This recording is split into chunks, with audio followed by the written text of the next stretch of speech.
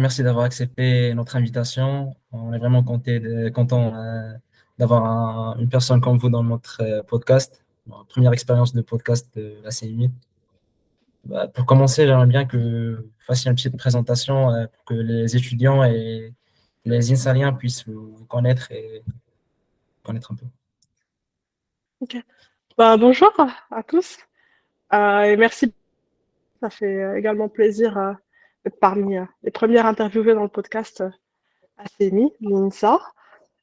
Du coup, présentation, je suis Myriam Aissani, j'ai 31 ans. Du coup, j'ai été diplômée de l'INSA en 2015, génie industriel, et je suis actuellement Supply Chain Senior Manager à Amazon, voilà, à New York.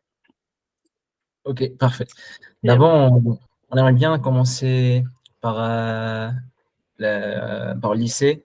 Il y avait une étape de transition entre bac et INSA. Est-ce que l'INSA, c'était un choix dès le début ou bien c'était jusqu'à la fin que vous avez pensé à faire l'INSA? Non, du coup, pour être honnête, moi, je voulais faire une prépa commerciale à la base. Du coup, je sais plus comment ça s'appelle, les vœux post-bac là, qu'on faisait. J'avais mis les prépas commerciales au début et j'avais une INSA, mais pas très bien classée dans mes vœux.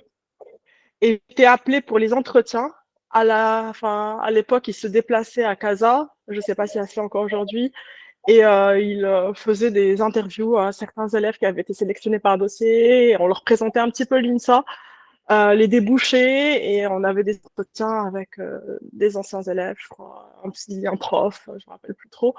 Et en fait, c'est à ce moment-là que j'ai été convaincue que ça pouvait être pas mal parce que ça me permettrait d'avoir des débouchés plutôt similaires à ceux que j'aurais eu après une école de commerce. C'est pour ça aussi que j'ai fait GI parce que c'est aussi un des départements les moins techniques de l'INSA et de pas avoir le stress du concours que j'aurais eu en faisant une prépa commerciale. Donc, suite à cet entretien, j'ai un peu changé mes vœux quelques semaines avant la fin. Et puis voilà, après, j'ai été prise à l'INSA. Du coup, dès Mais le début, tu savais c'était que, pas mon premier choix. du coup, au moment où tu as intégré l'INSA, tu savais que tu voulais faire GI. Ouais, GI ou enfin, IF, j'ai déjà pensé à IF, mais en génie mécanique, GCU, génie énergétique, c'était trop technique pour mon profil, je pense. Après, ça convient à plein d'autres personnes, mais moi, j'étais un peu plus, on va dire, un peu moins technique. Voilà, j'étais plus, on va dire que j'aimais les maths et la philo. Donc, voilà, à Après, l'époque. quand on revient sur votre profil, on a vu que vous avez fait des tutorats à l'INSA. C'était des matières scientifiques, je pense.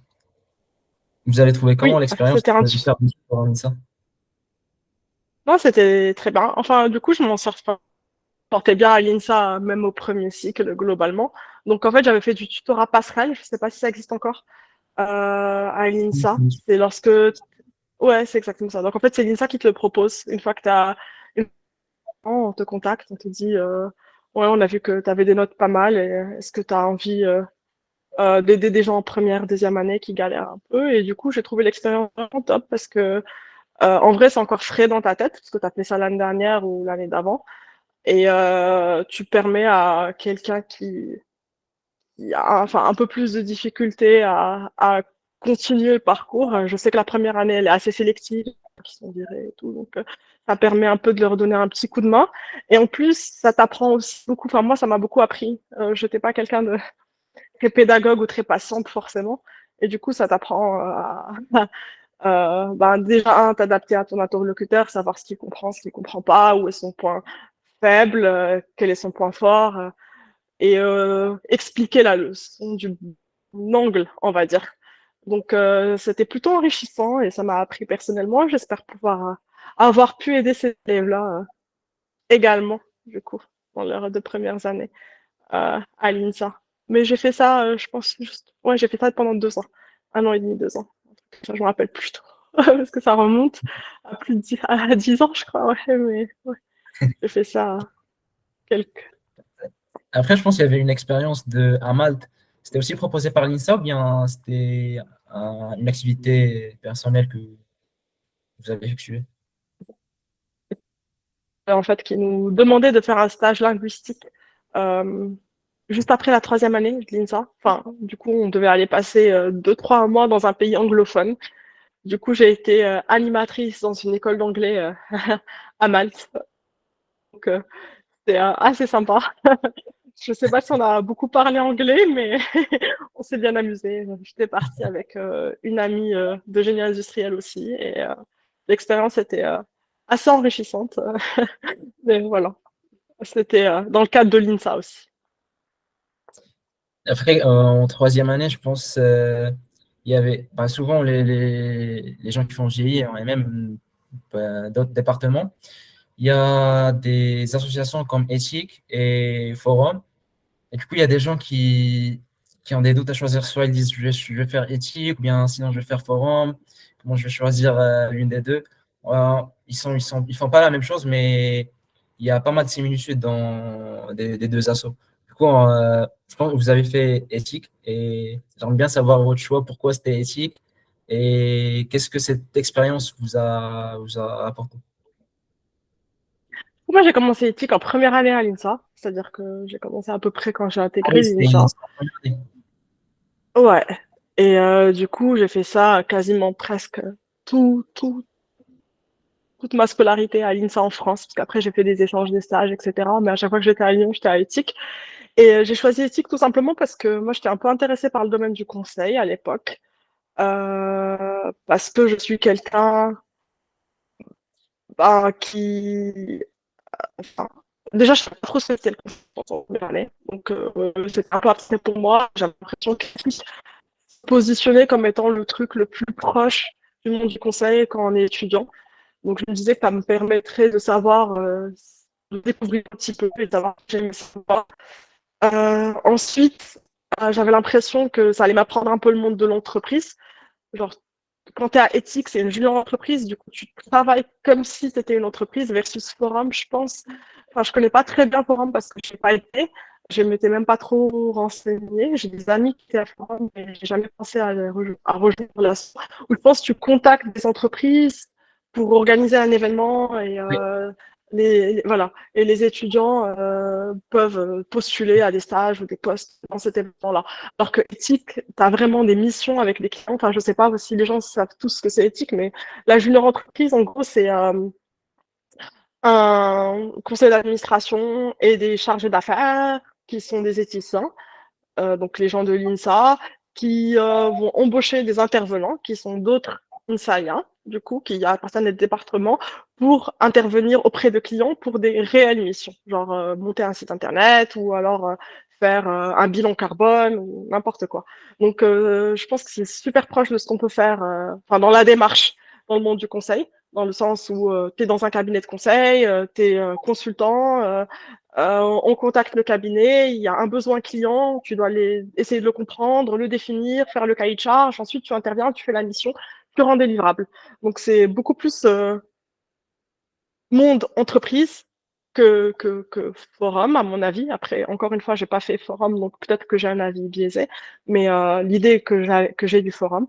Donc, éthique, pour moi, c'était juste ben, mettre un pied déjà dans le monde de l'entreprise, savoir ce que j'aimais pas, et puis commencer un peu à m'intéresser au monde du conseil qui était un peu ce que je connaissais le moins et qui m'avait l'air intéressant parce que du coup, tu fais plusieurs missions différentes. Et du coup, j'avais l'impression qu'on s'ennuyait moins parce qu'on était moins dans une routine. Voilà. C'était pour ça que je m'étais un peu penchée sur éthique. après, dans l'éthique, vous étiez, je veux dire, il y a un lien entre les entreprises et les élèves qui veulent travailler, par exemple, en freelance ou des trucs C'est comme ça. ça. Mais tu es quand même responsable, par exemple, quand tu es chargé d'affaires, tu es quand même responsable du cadrage du besoin, tu es quand même responsable euh, des calls clients, tu es quand même responsable de la vérification des livrables. Du coup, ça te met un pied à l'étrier, on va dire. Mais c'est ça, exactement.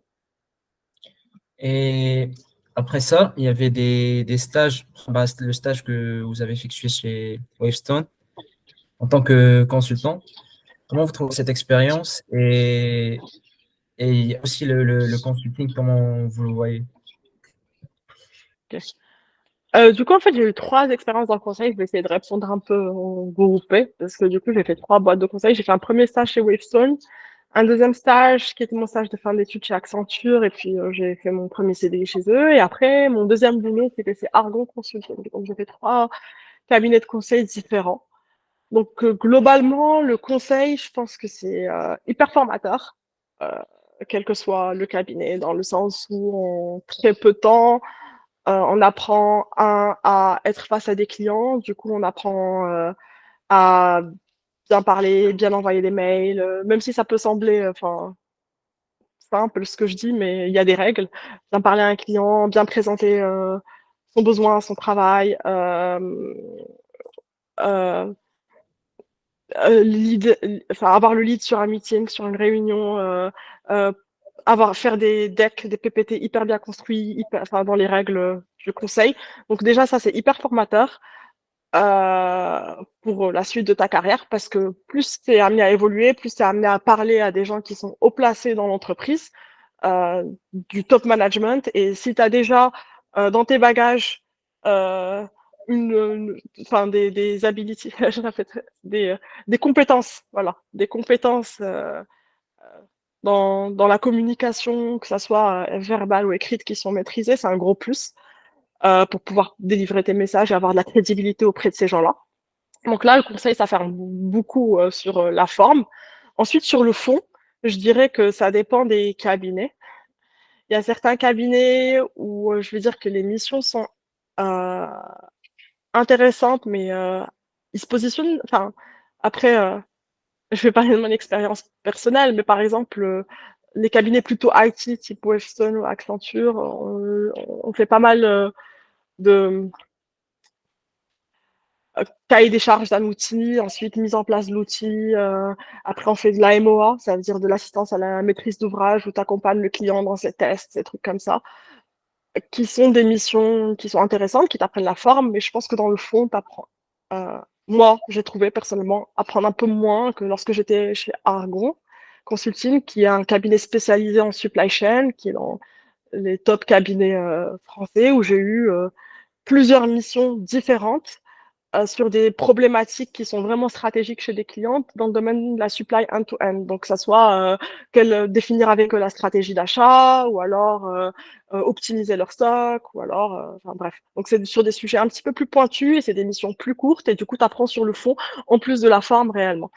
Euh, Après, ça, c'est mon expérience. Donc, d'autres personnes diront des choses différentes. Mais voilà, donc le conseil globalement, ça permet de bien outiller les gens sur la forme, donc euh, communication verbale et écrite. Et après, le fond, je pense que ça dépend du cabinet et des types de missions qui sont proposées, à quel point elles sont stratégiques ou pas.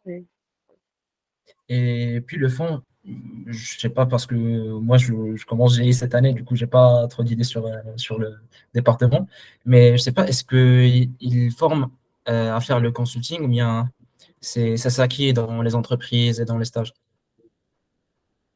Alors, tu as une base en GI, ça c'est sûr. Donc en fait, c'est pas comme si tu partais de nulle part. On apprend beaucoup de choses en GI qui nous sont utiles par la suite. Après, je pense que les stages permettent de l'appliquer au monde de l'entreprise et le fait d'être dans le conseil, justement, ça permet de voir ces choses-là appliquées de façon réaliste dans différents secteurs, par exemple, ou différentes tailles d'entreprise. Et quand on est dans le conseil, généralement, lorsque tu fais une mission, stratégie d'achat, par exemple, ou je dis n'importe quoi, optimisation de stock, t'es pas le premier à avoir fait cette mission dans tout le cabinet. Donc, tu as tous les livrables des missions précédentes qui sont à ta disposition, que tu peux lire, euh, qui te donnent un bagage qui vient compléter ton cursus INSA. Et ensuite, bien sûr, tu parles aux clients parce qu'ils ont des problématiques spécifiques selon leur secteur, selon la taille de l'entreprise, selon leur organisation, puisque l'organigramme n'est pas forcément les mêmes. Des fois, tu as des équipes achats, des fois, tu n'en as pas, des fois, voilà. Donc, tu as un bagage INSA qui vient être complété par le bagage que l'entreprise vient te donner, parce que eux, ils ont déjà un historique avec plusieurs clients et qu'ils ont euh, des choses que tu peux lire. Et ensuite, tu as des mentors Donc, au sein des entreprises, en général, c'est un peu organisé comme ça, des gens qui ont un peu plus d'expérience que toi, à qui tu peux poser des questions et qui sont là pour t'aider. Donc, globalement, c'est tes trois sources d'information, on va dire. Après, voilà. Là, j'ai une question. C'est quoi la différence entre un cabinet de conseil et une entreprise? Du coup, moi, j'ai intégré l'entreprise après. Donc, j'ai fait Louis Vuitton et Amazon, après Argon. Et la principale différence, c'est que, en fait, le conseil, à chaque mission, en tout cas chez Argon, parce que, par exemple, chez Accenture, j'ai été chez le même client pendant 2 ans et demi, donc c'est un peu différent. Mais par exemple, Argon, j'ai eu plus de 12 clients différents, on va dire. Donc, chaque nouveau client, c'est un nouveau secteur auquel tu dois t'adapter, qui a des problématiques différentes. Donc, du coup, toi, tu as en GI, par exemple, tu peux comprendre que quand tu gères des stocks dans un supermarché qui ont une date de des produits avec des dates de péremption, c'est pas pareil que si tu parlais à un vendeur de vêtements où il y a une notion de collection et il n'y a pas de date de péremption, tu vois.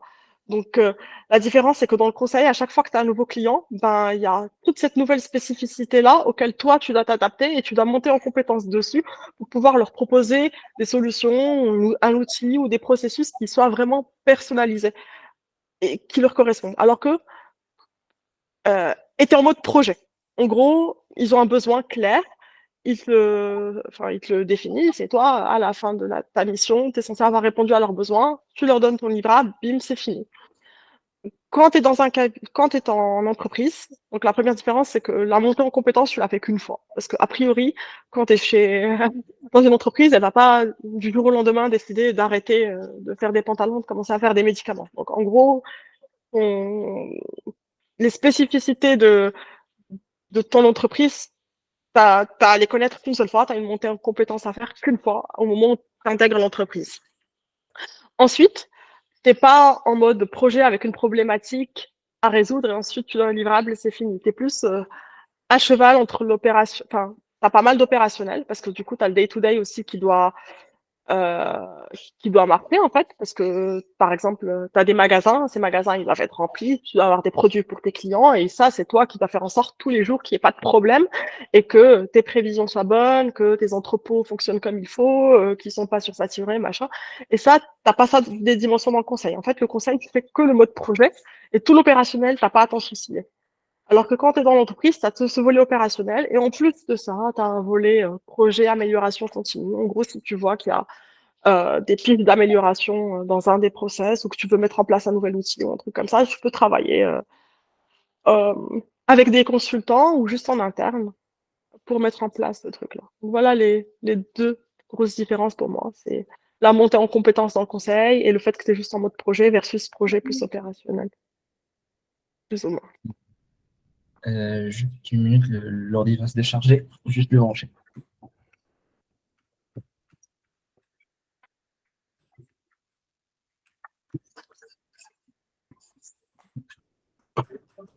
Pardon, je suis désolé. Pas de souci.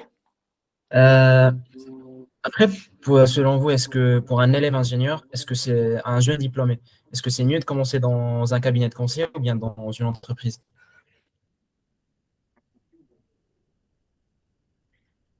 Moi, de mon point de vue personnel, je pense qu'un cabinet de conseil type Argon, c'est un grand catalyseur.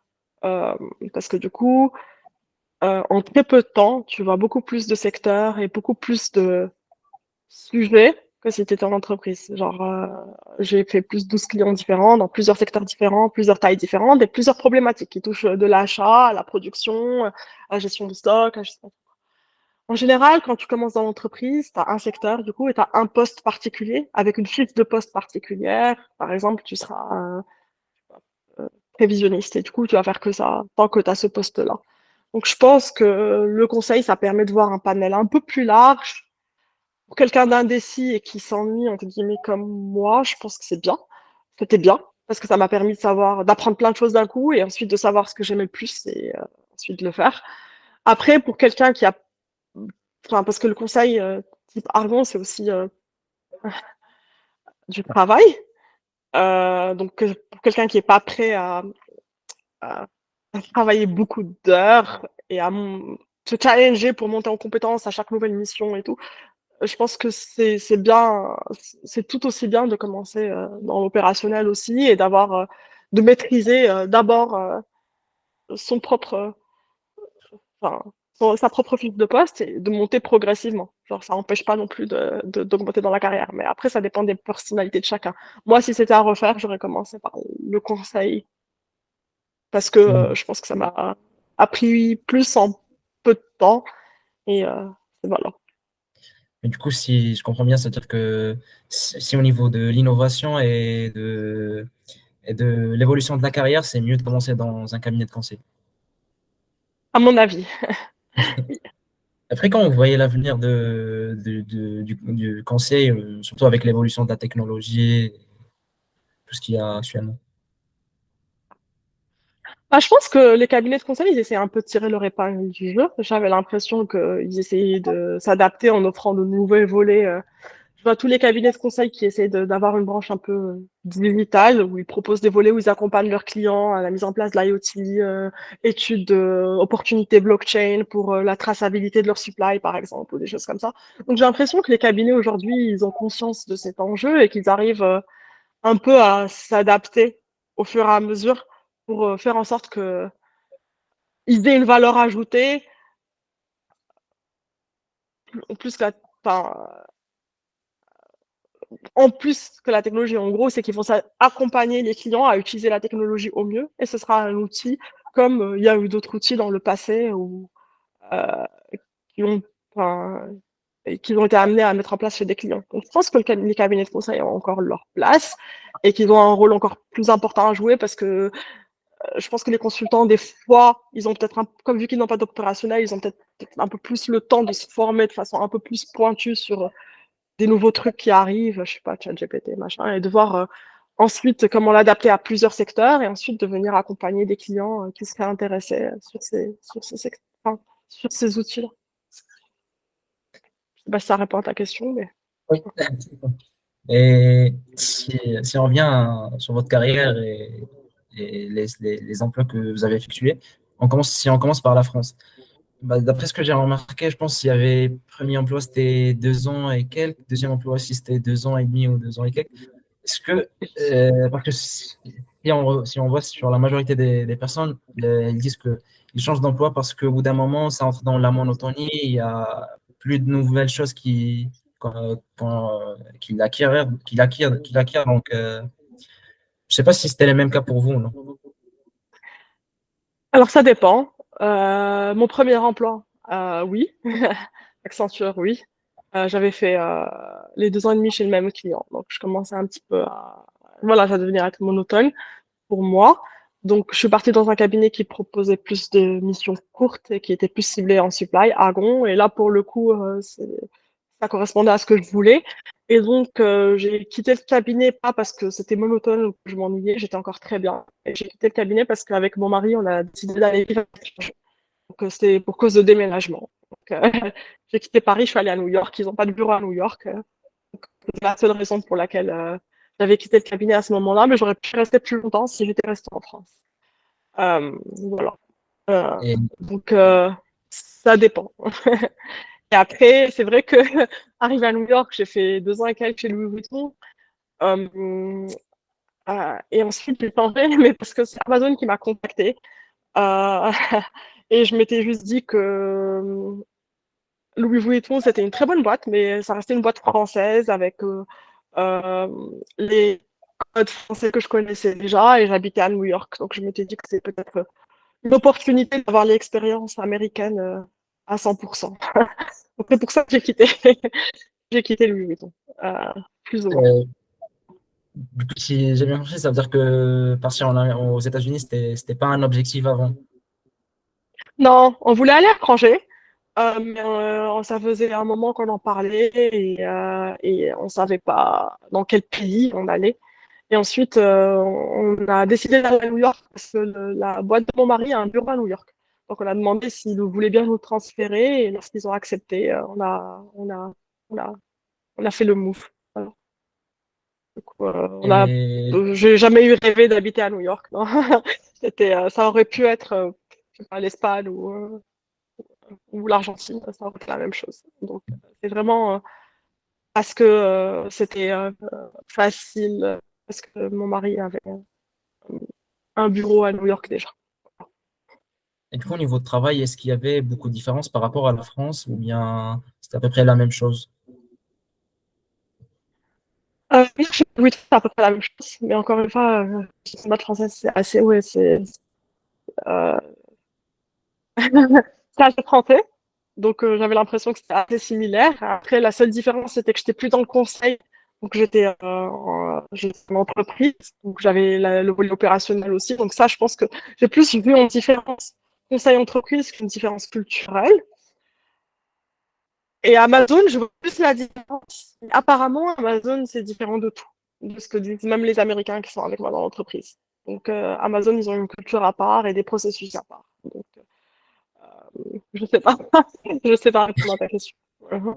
Mais à part ça, dans la vie réelle, comment vous avez trouvé la culture et les États-Unis par rapport à la France? Parce que si on compare Dans par la vie rapport à la réelle, France, oui, si par exemple on voyage du Maroc vers la France, on remarque qu'il y a des différences, mais ça reste quand même assez proche du Maroc. Par contre, aux États-Unis, c'est loin. Du coup, je pense qu'il y aura sûrement vous allez sentir sûrement un changement. oui. Et après, en fait, au sein des États-Unis, c'est super grand. Donc, New York, c'est super différent déjà des autres États.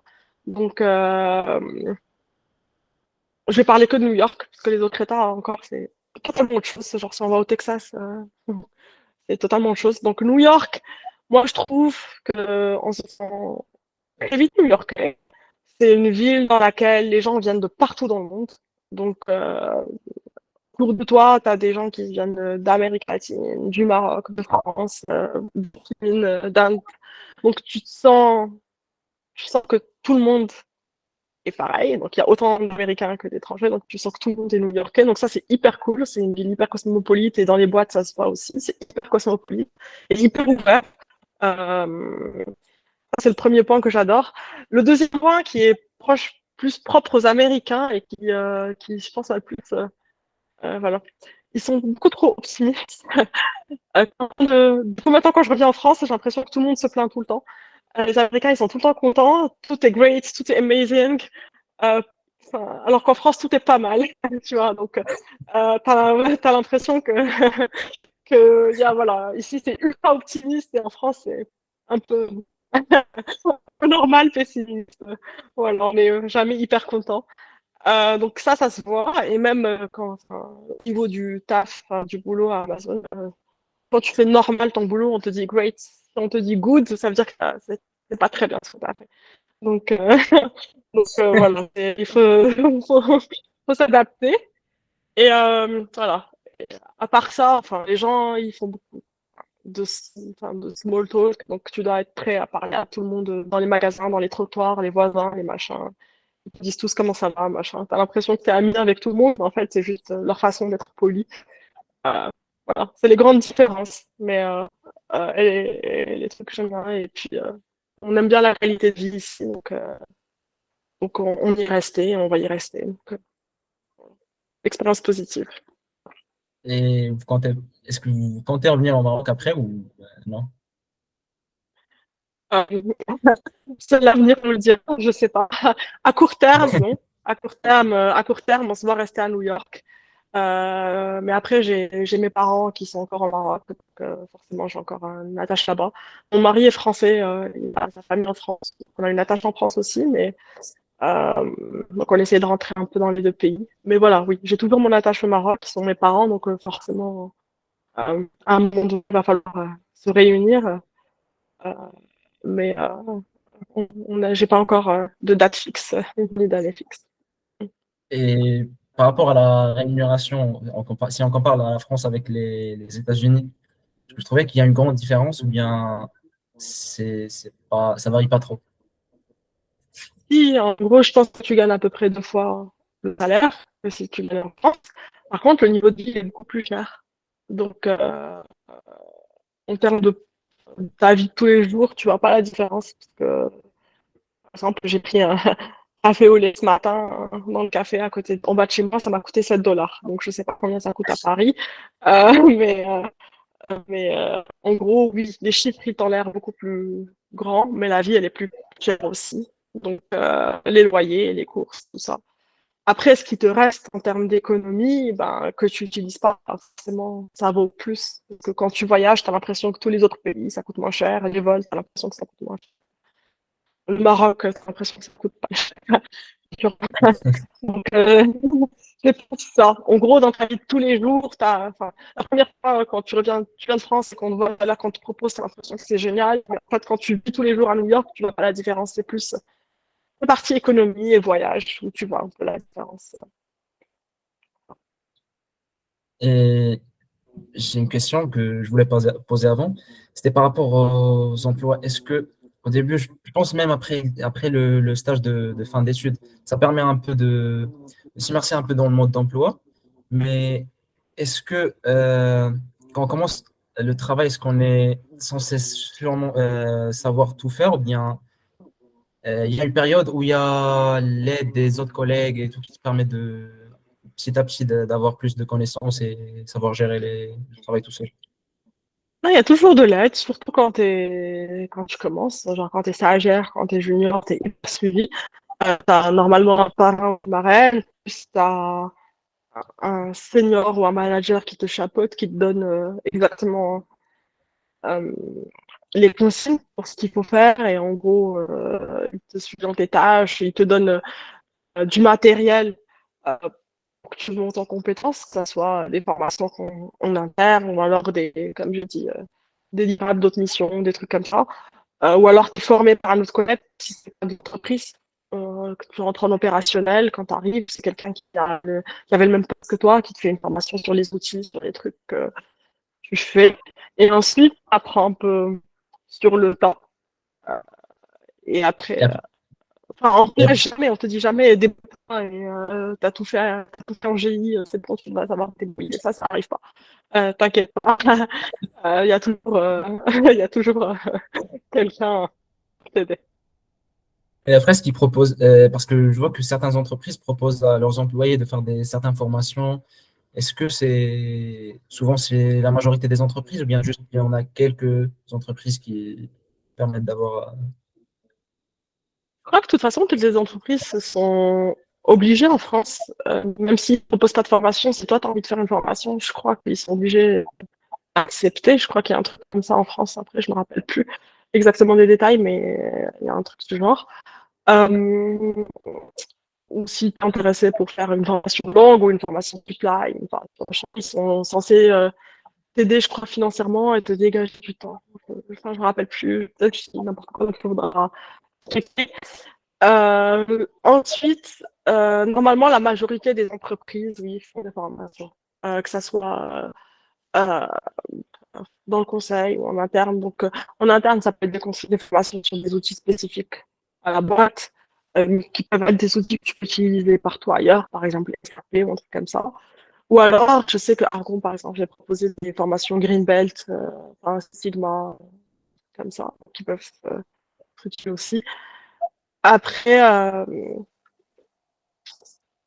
je sais pas si toutes les boîtes le font, mais encore une fois, comme j'ai dit, euh, je pense qu'en France, tu peux toujours, si t'es intéressé, demander à en avoir. Et après, pour bosser dans des grandes boîtes, est-ce qu'il y a un secret pour bosser dans des grandes boîtes ou bien c'est juste, il suffit de postuler et sûrement il y aura des chances? Ouais, c'est ça, il suffit de postuler. Euh, faut essayer de euh, utiliser son réseau un maximum. C'est-à-dire un réseau ancien INSA, ou alors une fois qu'on commence à avoir euh, euh, une boîte qu'on a déjà fait, ou un truc comme ça. T'as forcément un ancien INSA qui est dans une boîte que tu veux, à laquelle tu veux postuler. Donc, si tu postules par là-bas, et après, tu peux le contacter, tu peux lui poser des questions sur la boîte. Je pense que les Insaniens, en général, moi, mon expérience, ils sont toujours assez ouverts pour discuter et soit te coacher pour les entretiens et tout, soit te dire euh, quoi ça ressemble le métier de supply chain manager, par exemple, dans telle boîte. Et du coup, ça peut t'aider pour les entretiens. Donc oui, ou alors à te coopter. Il y a souvent dans les entreprises des systèmes de cooptation. Que si tu connais suffisamment quelqu'un, tu peux faire passer son CV pour que la personne soit sûre d'avoir des entretiens, par exemple, ou d'être rappelée. Donc, il y a le réseau qui est pas mal, donc réseau INSA, ou alors une fois qu'on commence à avoir une ou deux boîtes qu'on a déjà faites, tu as toujours des anciens Accenture, des anciens Arnaud, d'autres. Ou alors, quand on est étranger, il y a le réseau des Français ou des Marocains, tout simplement. Tu vas les Marocains qui sont déjà là sur les îles, les recherches, tu les contacts, ils te répondent, et puis les femmes, les entretiens, c'est que c'est juste bosser. Et tu as vraiment bossé en général. Tu peux avoir des entretiens RH, mais tu as aussi des entretiens où il y a des études de cas, où tu vas te challenger techniquement, des trucs comme ça. Donc, c'est une boîte qui nous intéresse vraiment. Donc, voilà, on contacte des gens qui sont dans la boîte, on postule et on bosse ces études de cas, et on bosse ces questions RH et trucs techniques, et normalement, ça le fait.